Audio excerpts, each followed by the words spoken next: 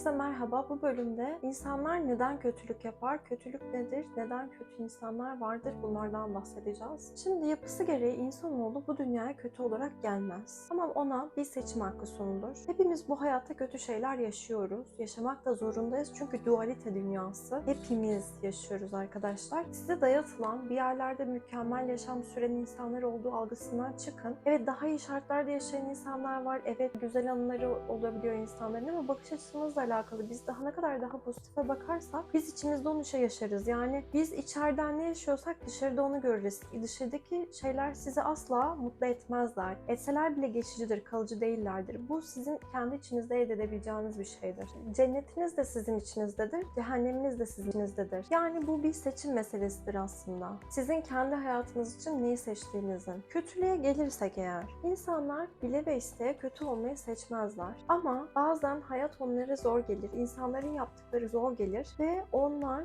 gelişip değişip dönüşmeyi, bundan öğrenip bir sonraki aşamaya geçmeyi bazen istemeyebiliyorlar. Çünkü bir şeyleri değiştirmek, bir şeyleri dönüştürmek onlara zor gelebiliyor. Bilmedikleri bir aşama olduğu için, yani siz zor şartlar altında yaşayan biriyseniz kolay şartlar altında yaşamak size yabancı gelir. Bilinmezdir orası. Daha önce tattığınız bir duygu değildir. Ve siz risk alıp kendi konfor alanınızdan çıkıp onu yaşamak istemezsiniz.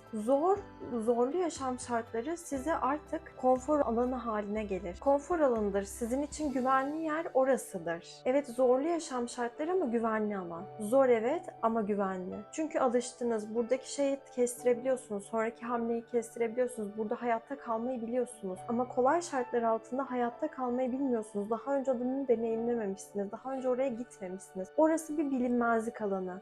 Yani sizin için asıl zor olan kolay şartlar halinde yaşamak. Kötülükte de böyle oluyor. Kötülük yapan insanlar kötü şartlarda belki de kaldıkları veya kötü şartlara maruz kaldıkları için iyi karşılık vermeyi genellikle bilmiyorlar, görmemişler. İyi davranmayı veya sadakatsiz bir ortamda büyüdülerse sadakatli olmayı asla görmemişler, bilmiyorlar ve bilmeyi de reddedecekler. Çünkü konfor alanları sadakatsizlik, konfor alanları zorbalık, konfor alanları kötülük. Bunu bu şekilde görmüş bir insanın bundan dışarı çıkması kolay değildir. Ama velev ki bunu istedi, kabul etti ve niyet etti, yapabilir.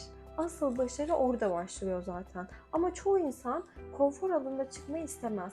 Fakir doğmuş biri kendi fakirliğinden sıyrılıp zengin olmak istemez. Evet, sözde ister bunu. Biz de zengin olsaydık ya, ama hiçbir zaman şey değil. Ben de zengin olmak istiyorum değil. Ben de zengin olmak istiyorum dediği anda zaten zenginleşmeye başlar. Ama korktuğu için sürekli şey der. Onlar da zengin ya.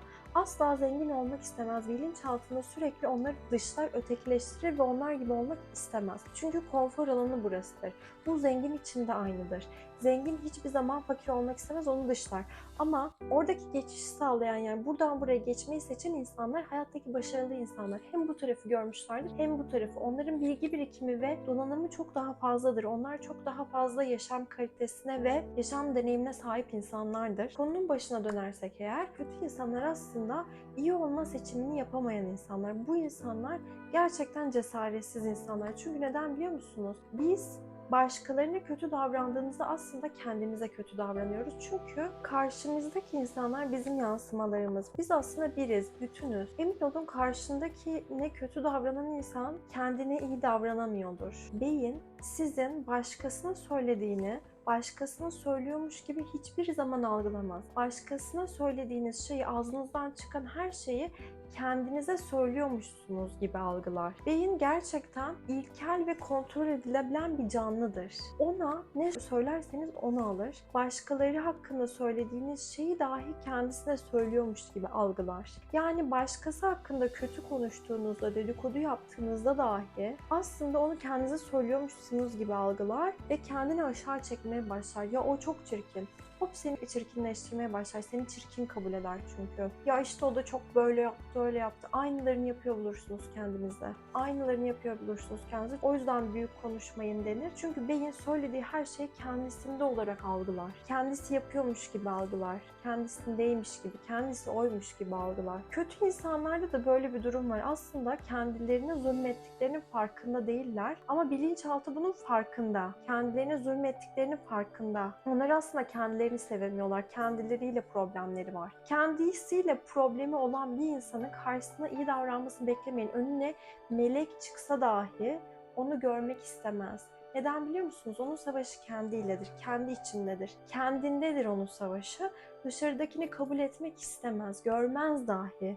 Siz melek olarak karşında can kan bulsanız dahi o bunu kabul etmez. Çünkü onun içinde koca bir savaş vardır. Savaş alanında kimse orada uçan güvercini oturup izlemez. Ya da ağaca ne kadar güzel ağaç diye bakmaz. Ya da gökyüzünde çok güzel gökkuşağı çıktığında dönüp bakmaz. Neden? Orada bir savaş alanı vardır. Savaşın ortasındadır o kişi.